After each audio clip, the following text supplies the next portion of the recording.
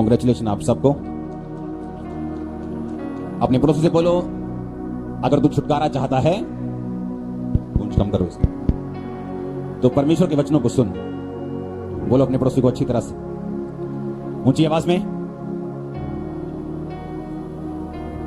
आमीन। मरकुस 10 उसकी 46 से 52 आयत तक हम पढ़ेंगे। वे यरीहो में आए और जब वो और उसके चेले और एक बड़ी भीड़ यरीहो से निकलती थी, खराश खत्म करो, तो तिमाई का पुत्र बर तिमाई एक अंधा भिखारी सड़क के किनारे बैठा था। जब वह सुनकर कि यीशु नासरी है, पुकार पुकार कर कहने लगा, हे दाऊद की संतान यीशु मुझ पे दया कर। तब बहुतों ने उसे डांटा कि चुप रहे, परंतु वह और भी पुकारने लगा, हे दाऊद की संतान मुझ पे दया कर। तब यीशु ने उठकर कहा, उसे बुलाओ। और लोगों ने उस अंधे को बुलाकर उससे कहा, ढाढ़स बांध, उठ, वह तुझे बुलाता है।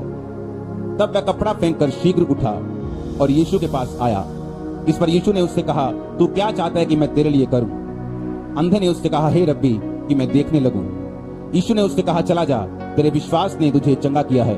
वह तुरंत देखने लगा और मार्ग में उसके पीछे हो लिया। अपनी आंखों को बंद कर अपने हाथों को उठा, खुदाबंद को बोलो, खुदाबंद ये वचन जब मेरी आत्मा में जाए, ये 100 गुना फलों को लेके आए। मांगो ऊंची आवाज में।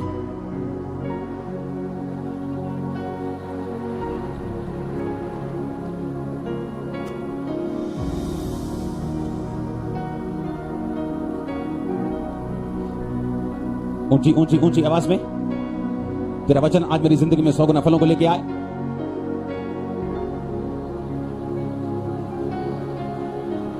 प्रभु यीशु मसीह के सामर्थ्य नाम में हम मांगते हैं। इस वचन को समझाने के लिए मुझे आपको दिखाना पड़ेगा कुछ। 2 जने मुझे कुछ चाहिए। 2 जने आ जाओ, आ जाओ, मत चलो, आ जाओ, आ जाओ, आ जाओ। तू हट जा यहाँ से, तू वापस मत आना। ये लड़के, ये सिक्योरिटी, चल भाग भाग भाग भाग भाग भाग भाग। तुमको मालूम नहीं, मैं भाग भाग, आ जाओ। 2 जने बस, तुम जाओ। ये ठीक,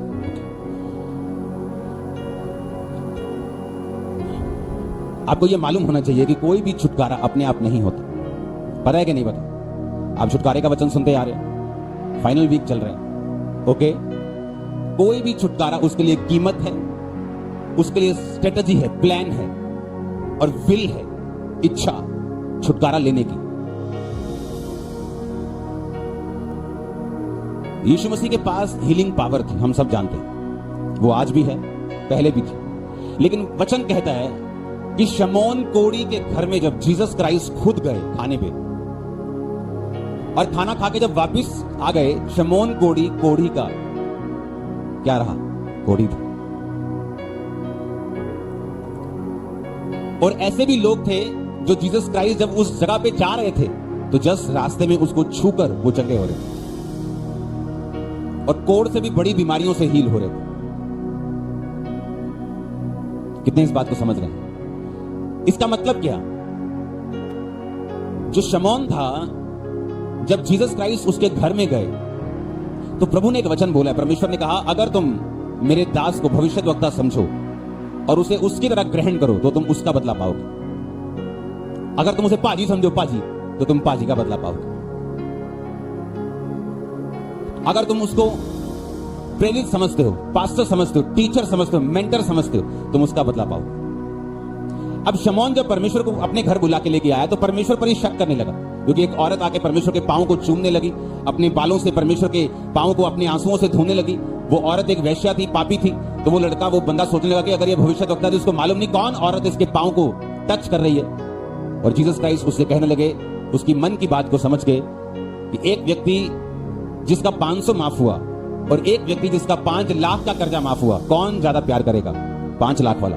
तो परमेश्वर ने कहा, इसका ज्यादा कर्जा माफ हुआ है, इसके ज्यादा पाप माफ हुए, ये ज्यादा बिलीव करती है, इसलिए। और वो जो थोड़ा, समझो बात, कहां है छुटकारा? कहां? मैं आपको प्रूफ करूंगा आज।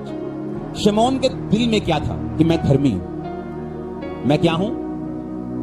मैं राइचस मैन हूं, मैं इस औरत की तरह थोड़ी हूं, ये तो वैश्या औरत है, मैं तो राइचस आदमी हूं। और जीसस क्राइस्ट को जज करने लगा, ये क्या, ये तो इसको मालूम ही नहीं है कौन औरत इसके पांव छू रही। और जब वो जीसस क्राइस्ट को जज करने लगा, उसको परखने लगा, जो उसको मिलना था वो रुक गया। जीसस को फर्क पड़ा कोई? उसने इसको चंगा नहीं किया तो इसको किया, इसको नहीं किया तो उसको किया। उसको क्या फर्क है? कुएं में से आपने पानी नहीं निकाला, किसी और ने पानी निकालकर अपनी प्यास बुझाई, क्या फर्क पड़ता है? कोई फर्क है क्या? कोई फर्क है? नहीं फर्क। लेकिन प्यासे को फर्क है, जिसको नहीं मिला उसको फर्क है। और किसको नहीं मिला ये मैं आपको बताता हूं। अब अंधा जब परमेश्वर को पुकार रहा था कि परमेश्वर मुझ पे दया कर, मर्सी कर, दया कर, तो बाइबल कहती परमेश्वर ने थोड़ी देर इग्नोर करके उसको बुलाया और कहा आ जा, और उसको चंगा किया। पंजाबी जी कुंडी के अंदर किथे कुंडी फसी, बताओ दसना किथे फसी। हालेलुया। अब सुनो ध्यान से। दो आदमी परमेश्वर के घर में आए। कौन इनमें से थोड़ा शरारती लग रहा है? ये लग रहा है थोड़ा। तो ये था पाप में फंसा हुआ। हाँ, आया परमेश्वर के घर में और इतना दुखी कि मैं पाप में हूं, घुटनों पर आकर रोने लगा कि परमेश्वर मैं पापी हूं, मुझे माफ कर, मुझ पे दया कर। हाँ, और एक आदमी जो अच्छा था, हाँ, जस्ट फॉर एग्जाम्पल, कि अच्छा धर्मी है, टाइट देता है, प्रार्थना करता है, और वो भी परमेश्वर के घर में आया। और जब उसने देखा है ये नछेड़ी थे की करता, और उसने क्या कहा, परमेश्वर मैं इसकी तरह पापी नहीं हूं, मैं टाइट पे करता हूं, मैं बाइबल पढ़ता हूं, मैं रोजे रखता हूं। तो परमेश्वर ने कहा वो व्यक्ति जिसने आंखें ऊपर उठाना भी ना चाहा, जो कि वो पापी था, मेरी निगाह में धर्मी ठहरा और छुटकारे को पाएगा। और ये जो अपनी निगाह में धर्मी है, अब सुनो ध्यान से, किन लोगों का छुटकारा रुका हुआ है? जो सेल्फ राइचियसनेस में, जो अपने आप को धर्मी और दूसरों को बेवकूफ समझते, और दूसरों को पापी समझते, और दूसरों को नीचा समझते। सुनो, इसका मतलब ये नहीं हम पाप करें और माफिया मांगे तो हम अच्छे रहेंगे। नो, इसमें एक मेंटल लेवल आपको सेट करना है। अगर आपको डिलीवरेंस चाहिए, मेंटल लेवल ये है आपका होना चाहिए सोच कि जो कुछ क्राइस्ट आपको देंगे वो आपकी मेहनत के कारण नहीं, अपनी दया के कारण देंगे। ओके? लेकिन पौलुस ने क्या कहा? कहता मैं सबसे अधिक कलीसियाओं को स्थापित करने वाला प्रेरित हूं, सबसे ज्यादा गैर भाषाओं को बोलने वाला प्रेरित हूं, सबसे ज्यादा प्रीच करने वाला, सब जगहों में पहुंचने वाला प्रेरित हूं। कहता ये भी उसी का फजल है। जब आपका मेंटल लेवल सेट होता है, बाइबल कहती है अगर आप परमेश्वर से दया की पुकार नहीं करते, आप जितने मर्जी धर्मी हो, आप छुटकारा नहीं पाते। मर्सी, दया मांगना खुदावंद से, ये एक ऐसी प्रेयर है, बाइबल में इसको दाऊद ने मांगा है, सैमसन ने मांगा है, इसको पौलुस ने मांगा, पतरस ने मांगा है। और इसको मांगने से पहले अगर आपके दिमाग में है कि मैं 6 घंटे प्रार्थना करता हूं तो मुझे परमेश्वर की दया की जरूरत नहीं, तो यही सोच शमौन की तरह और इस धर्मी व्यक्ति की तरह हमारे छुटकारे को रोक के रखती है। हम प्रार्थना करने से हटेंगे नहीं और लगातार करेंगे, मेहनत लगातार करेंगे, रोजे रखेंगे, पर इस बात का ध्यान रखते हुए कि ये सब कुछ जो हम मांग रहे हैं मिलेगा तो परमेश्वर की दया से, मर्सी से, कि परमेश्वर मुझ पे दया कर। हालेलुया। और इसी वजह से जब आप मर्सी पे डिपेंड करते हैं, दया पे डिपेंड हो जाते हैं कि हे परमेश्वर, हे दाऊद के पुत्र, मुझ पर दया कर, उसने कहा। और बाइबल कहती है जब भी परमेश्वर से आप दया को मांगेंगे, बाइबल कहती है परमेश्वर टूटे हुए और पिसे हुए दिल को तुच्छ नहीं जानता। इन दोनों की तारीफ करो खुदावंद। जस्ट एग्जांपल के लिए है। आमीन। कितने समझ रहे हैं इस बात को कि मैं अगर प्रेयर में हूं, आप अगर प्रेयर में हैं, आपकी जठानी की प्रेयर 30 मिनट है या उसकी 25 मिनट है या उसकी 20-15 मिनट है, आप उसको पापी मत गिने और अपने आप को धर्मी मत गिने, क्योंकि आपको यह मालूम होना चाहिए कि जो कुछ भी मुझे मिला और मिलेगा वो किसकी दया से मिलेगा? प्रभु की दया से। सोच ये होनी चाहिए, हमें मालूम है मांगो तो दिया जाएगा, मेहनत करेंगे तो फल आएगा, मसीह में की गई मेहनत कभी व्यर्थ नहीं जाती। लेकिन जो पॉइंट मैं कह रहा हूं वो ये है कि हमारे मन में ये बात फिक्स होनी चाहिए कि मुझे परमेश्वर की दया चाहिए, मेरी मेहनत मैं करता रहूंगा, करती रहूंगी, लेकिन अपने दिमाग में इस मेहनत के कारण मैं घमंडी या सेल्फ राइचियसनेस में, स्वयं की धार्मिकता में मैं नहीं जाऊंगा कि जिसमें मैं अपने आप को धर्मी और दूसरों को पापी समझूं। हालेलुया। है वो धर्मी था, टाइट देता था, विश्वास करता था, प्रार्थना करता था, रोजे रखता था, है वो धर्मी था, लेकिन जब आपके धर्म के काम, कि मैं प्रेयरफुल हूं, मैं पवित्रताई में हूं, मैं प्रार्थना में हूं, मैं रोजा रखता हूं, मैं अपना 20% देता हूं 10 की बजाय, लेकिन अगर ये चीजें आपके अंदर फिट हो गई तो परमेश्वर ऐसा सोचता है कि इसको ये लगता है कि इसी की मेहनत के कारण ये सब कुछ ले रहा है, तो कई बार छुटकारे को रोक के रखता है जब तक आपको रियलाइज ना हो कि जो कुछ मैं कर भी रहा हूं उसकी मेहनत उसकी फसल से कर रहा हूं। और फिर आप दया को मांगते हैं और वो दया को देता है। और ये मेंटालिटी, ये सोच सेट करना बहुत जरूरी है। आमीन। हो सकता है आप बॉर्न क्रिश्चियन हो, लेकिन आपका छुटकारा एक नए पास्टर के हाथों से लिखा, जस्ट आपको हम्बल करने के लिए। हालेलुया। ताकि आपको मालूम हो कि परमेश्वर की दया से मैं डिलीवर हो रहा हूं, उसकी मर्सी से मैं आजाद हो रहा हूं। जब जब बाइबल में परमेश्वर के लोगों ने परमेश्वर से दया को मांगा है, तो बाइबल कहती है वो टूटे हुए और पिसे हुए दिलों को तुच्छ नहीं जानता। अगर आप टूटे दिल से दया मांगेंगे, वो करेगा दया। हालेलुया। और बाइबल कहती है उस अंधे ने जब परमेश्वर से दया को मांगा कि परमेश्वर मुझ पे मर्सी कर, मुझ पे दया कर। दया का मतलब परमेश्वर आपको वो चीजें देगा जिसके आप काबिल नहीं हो। जब आप दया को मांगेंगे, जिसके आप काबिल नहीं हो, वो आपकी लाइफ में वो देगा। और ऐसा कभी कभी होगा ताकि आपको मालूम हो कि सब कुछ परमेश्वर ही है, मेरी मेहनत भी परमेश्वर की वजह से ही है, मेरी पवित्रताई, प्रार्थना, रोजे, सब कुछ उसकी दया से ही है, ताकि आपका पूरा ध्यान, आपका पूरा भार परमेश्वर के ऊपर रहे। आपको मालूम हो आपका सोता परमेश्वर है, आपकी प्रेयर नहीं। क्योंकि ये सेटिंग करनी आपकी जरूरी है। हालेलुया। प्रेयर करते हैं हम, हाँ घंटों करते हैं, रोजे रखते हैं, हाँ रखते हैं, बोते हैं, हाँ बोते हैं, लेकिन हमें मालूम होना चाहिए कि ये सब कुछ परमेश्वर की दया से है। जब ये सोच सेट हो जाएगी और हम अपने आप को धर्मी और दूसरे को पापी, जब तक ये चीजें हम छोड़ेंगे नहीं, शमौन की तरह हो सकता है कि जीसस क्राइस्ट के पास रहते हुए भी हम खाली हो। हालेलुया। और दूसरे हमारे सामने डिलीवरेंस को ले रहे हैं और आप बोलते यार ये वही नहीं जिसकी प्रेयर मुझसे 2 घंटे कम है, इसका वीजा कैसे आ सकता है?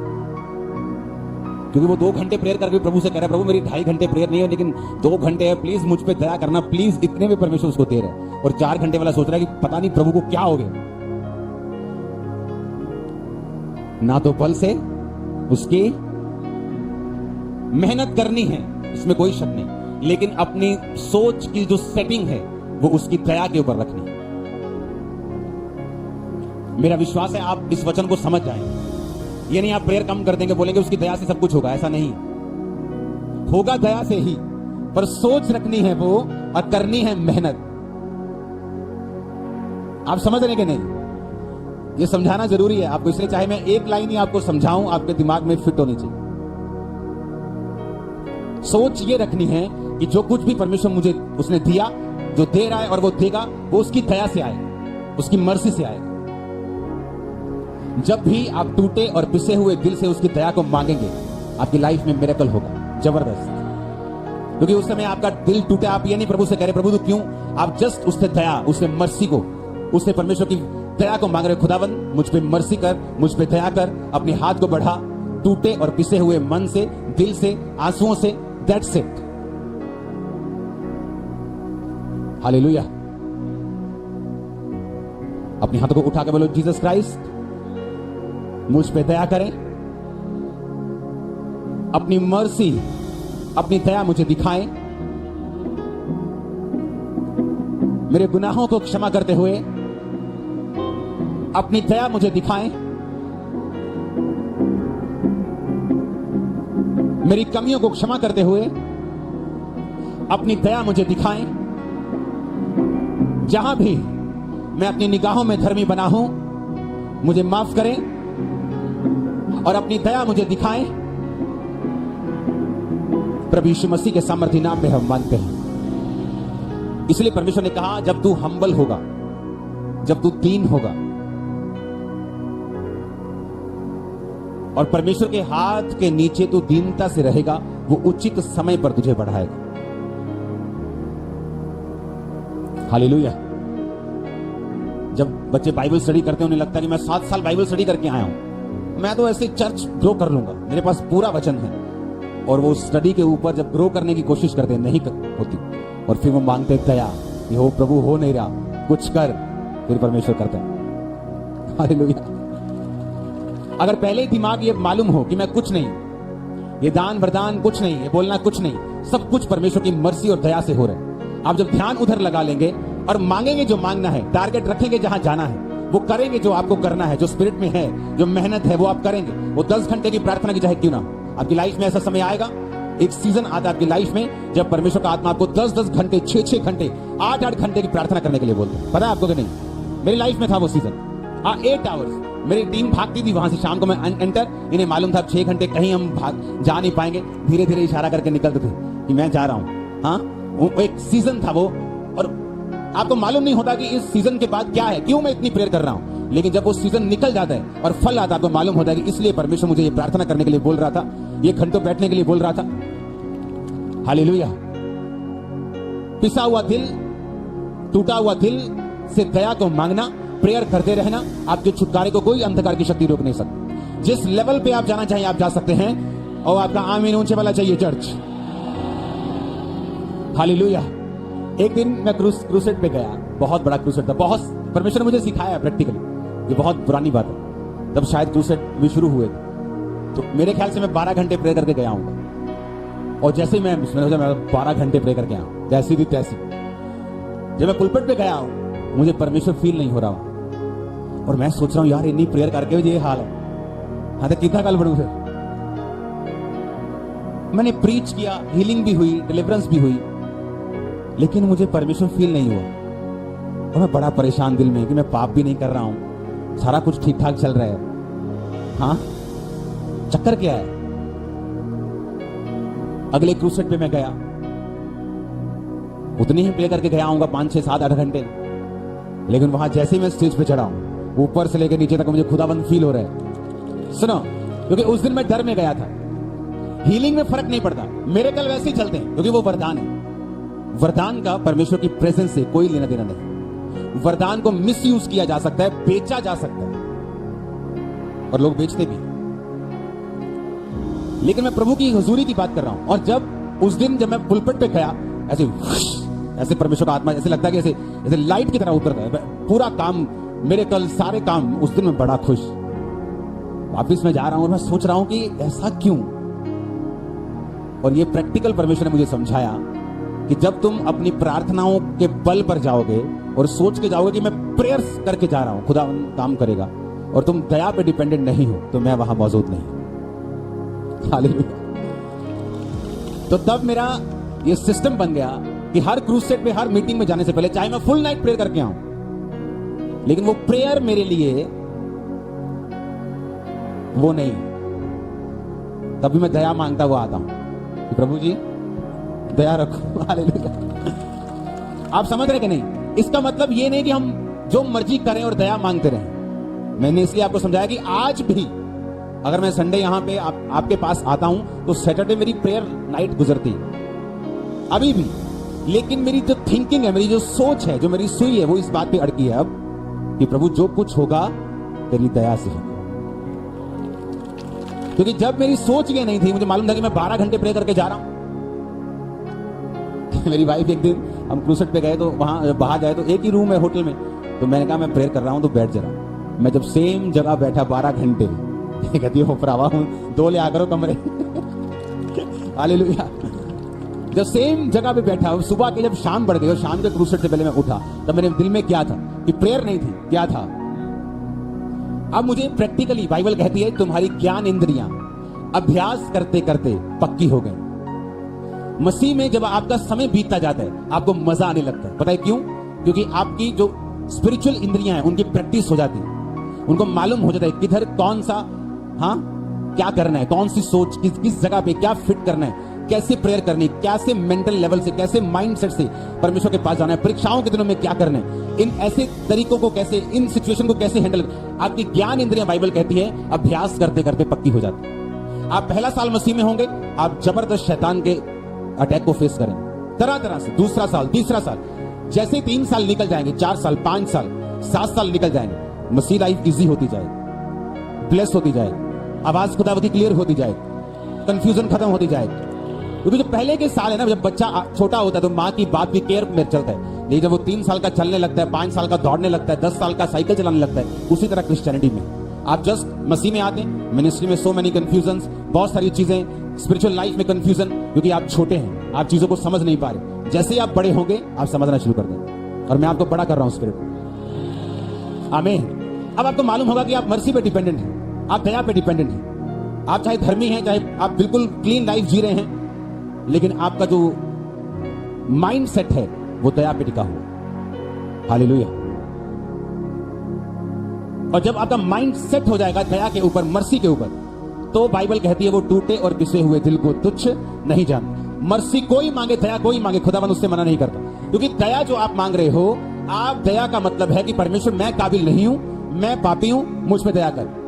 That's it. उसमें आपने कितनी प्रेयर की परमेश्वर देखता नहीं, आपने दया मांगी, उसने दया की। जो आपने प्रेयर की, फास्टिंग की, वो आपका प्लस पॉइंट। आमीन।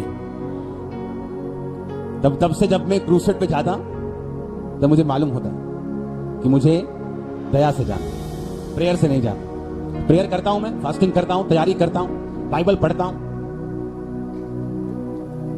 पूरी टीचिंग बाइबल पढ़ता हूं, सारा तैयारी मैं करता हूं, लेकिन जो दिमाग में मेरे माइंड सेट है वो दया का। हालेलुया। आमीन। आप जानते कई पास्टर जब पुलपिट पे जाते हैं, उनको ये दिखाना होता है कि सब दूसरे पापी लोग, दूसरे सब प्रचारक गलत कर रहे हैं। और जब वो प्रीच करना शुरू करते हैं, परमेश्वर का आत्मा लोगों को छूता नहीं, हील नहीं करता, चंगा नहीं करता, डिलीवर नहीं करता, क्योंकि उनका माइंड सेट वही शमौन वाला है, और कोड़ी के कोड़ी खुद रह गए, और समझने के लिए खुद में धर्मी हैं, टीचर हैं, लेकिन कोड़ी के कोड़ी हैं अभी। हालेलुया। परमेश्वर ने कहा जब तुम दूसरों को अपने से बेहतर समझोगे तो ये बात आपको समझ आएगी कि आप फिर मर्सी के, दया के हकदार हैं। आमीन।